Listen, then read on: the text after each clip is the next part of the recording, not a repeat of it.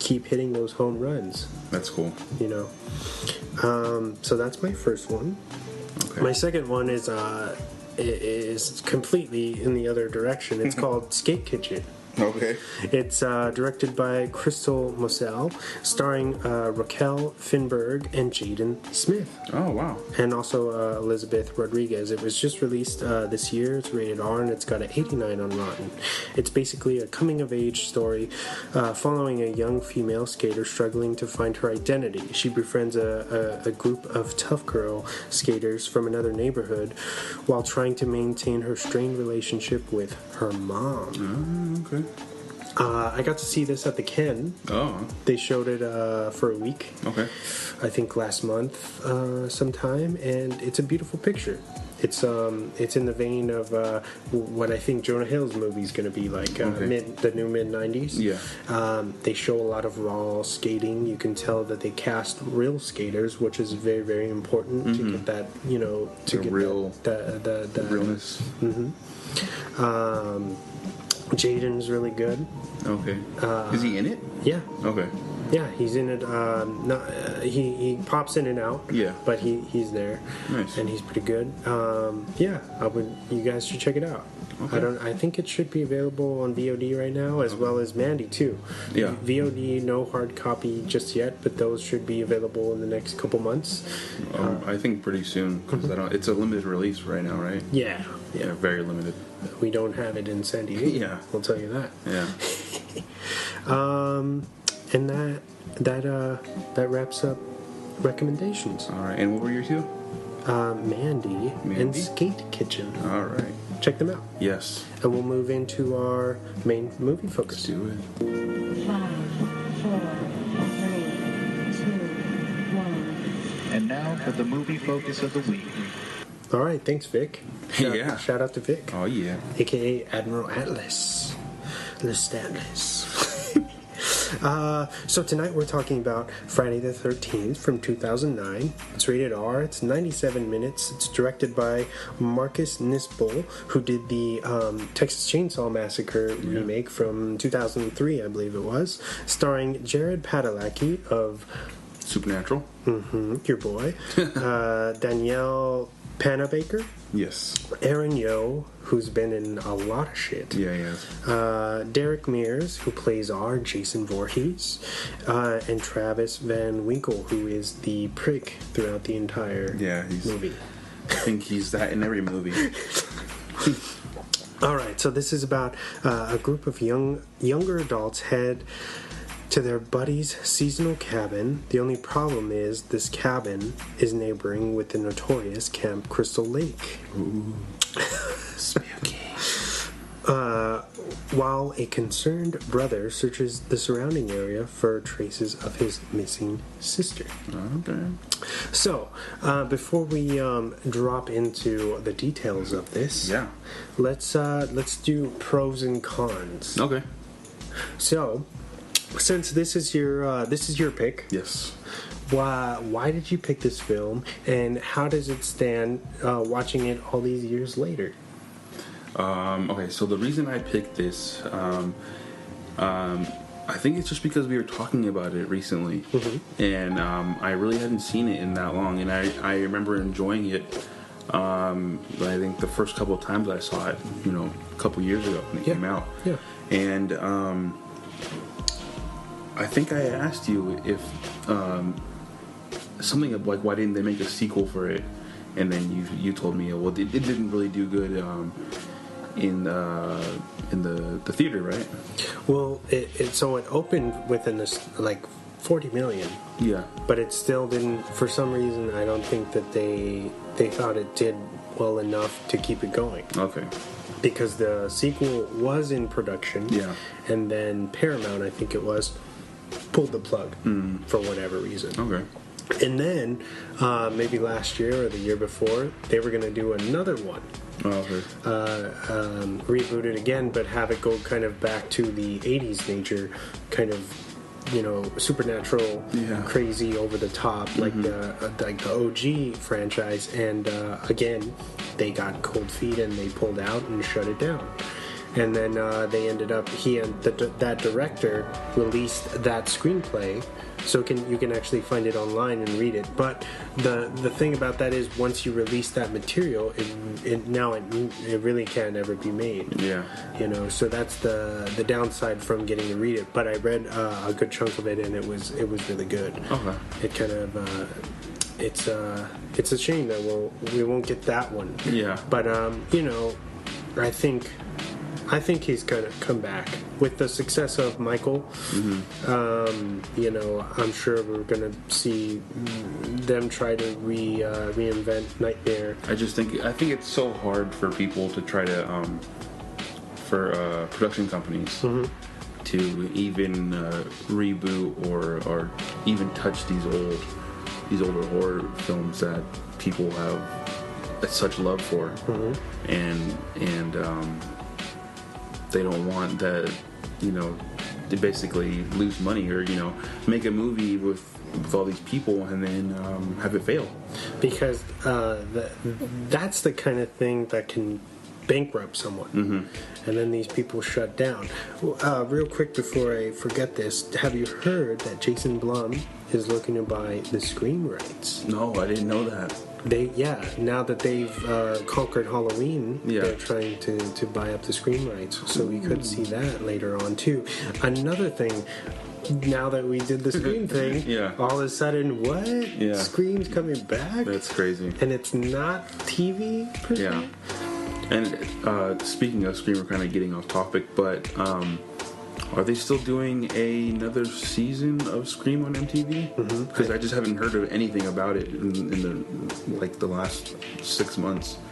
Yeah, I don't know where they're at, if they're finished shooting it, but that was in production. Okay. And what they were trying to do is kind of reinvent it and kill the kind of whitewashiness of those first 2 seasons, that's what they said in the several articles that I read about it. So I think that's still coming. Okay. What was the other part of the question? So that's why I picked. That's why I picked Friday the 13th, because we were kind of talking about it. So how does it stand with you now? Did you enjoy it more? Did you enjoy it less? What would you rate it? I still enjoyed it immensely. I as much as I did when I first saw it. I don't think this movie was bad at all. I like the things that some of the things they changed about getting rid of kind of the supernatural aspect of it, but we'll get into that later. But as a rating, I'd probably give it an 8. Okay. Yeah. So I enjoyed it. I thought it was good. I really think they could have done something cool with at least another movie. Yeah. So what about you? All right. So I saw this when it came out. Okay. I was really, really stoked for it. I thought it looked good. I really loved that they took some kind of gambles with the changing. Yeah. Because for any genre fans, they know that the first film actually didn't involve Jason really at all. He was just the victim. Yeah. He was this boy, this kind of handicapped kid who drowned because he went swimming. And while he was swimming he tried to go for a swim during the night. The counselors that were supposed to be watching over the kids were having intercourse. So, his mom ended up being from the first film. Spoiler alert: Pamela was the original killer. And in this film, they kind of intertwine. It's almost like 3 movies in one. So you start off the first couple minutes, you see Pamela, and she's already killed that first group of counselors in 1980, and you see the final girl decapitate her while Jason watches in the backwoods. Yeah. And that kind of traumatizes him, and he believes that his mom has kind of given him this for the rest of his life, he's going to be defending his area, his Camp Crystal Lake, if you will.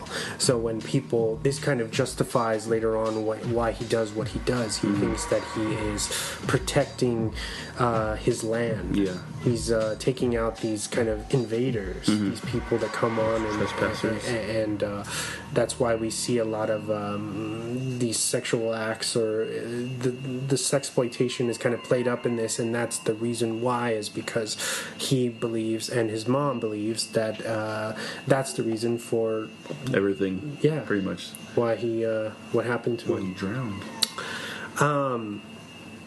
Yeah, I think this movie is great. It has a couple flaws that I can see, and we can talk about that. Actually, we can talk about that now, or if you want. So, I don't like that they don't really answer why he, like, how, if the mom thought he was dead, why is he alive so easily? Yeah.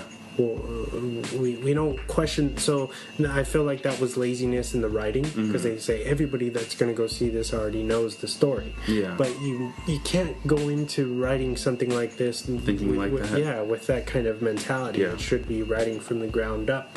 And since they gave they really pushed the humanization of him, so you kind of feel for his character too later on, and that's where they kind of missed the mark with that. Is that's really kind of polished over. Yeah. They're like, okay, let's hurry through this and get to the next. Yeah. So we can get to him as an adult. Yeah. But with that being said, him as an adult, I really like, because he's not supernatural. He's this kind of beast that's adapted to his surrounding. Yeah, he's a hunter. Yeah. You could tell he has archery skills. He lives in these caverns underneath, and that's how they explain how he gets how he appears places so quick. And that's what I like. That's one of the things I really like about that. It's not so so mysterious or supernatural like in the older movies, where he's obviously walking places, but and the people he's chasing are always running, and somehow he ends up in front of them. Yeah. And the whole time, I mean, after a while, you kind of are just like, oh shit, like how's he doing this? And you kind of go along with it, like he's just like type of this supernatural thing where he's just around the corner every time. And they kind of show you he has all these bells and traps kind of set up to notify him of where these people are. Yeah, he has a bell that rings for a specific area, so he goes to that area through the tunnels, and that. I really enjoyed that part, just because they get rid of that whole supernatural aspect of him, and it does make him more human, and he's just some big ogring guy who's trying to keep people out. Yeah. They actually do this really cool, and it's like a cameo from one of the older women that was in Texas Chainsaw Massacre, when Jared's character Clay comes to he comes to her front door looking for his sister, and she says, "Your sister's not missing; she's dead." Yeah. Like, she knows about Jason. But Jason doesn't fuck with her because she knows where to walk. She says, your friends don't know where to walk, and they done got themselves killed. It's all over for them. And I thought that was very interesting, because they kind of sum up that entire mythology right there in that scene. And I really like that. This movie really shines in a lot of ways, and I think that the places that it shines kind of outdoes the bad. Yeah. The bad for me is some of the dialogue. Okay. There's certain dialogue where they do this kind of trope where the person has to say what they're thinking or say what they're doing. Like Donnie, the hillbilly, that where Jason finds his hockey mask. He says... at first with Clay, he says something like, "Oh, somebody's been stealing the goddamn kerosene," and that's to me that was he didn't know about Jason, but he knew somebody was stealing supplies, and that was Jason.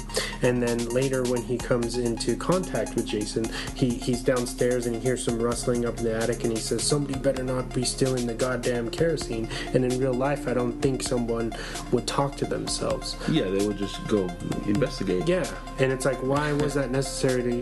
That's like calling the viewer stupid. You know what I mean? In a sense, I didn't really like that part. And then they do it again later on with Trent's character at the end when he gets split up from Jenna and Clay. He drops his gun in this water and he says, "Where the fuck are you, gun?" Yeah, when no one would really say that. Dumb. Yeah. I don't know if that was supposed to be a throwback to kind of the 80s cheesiness of the writing. Maybe, I'd give it a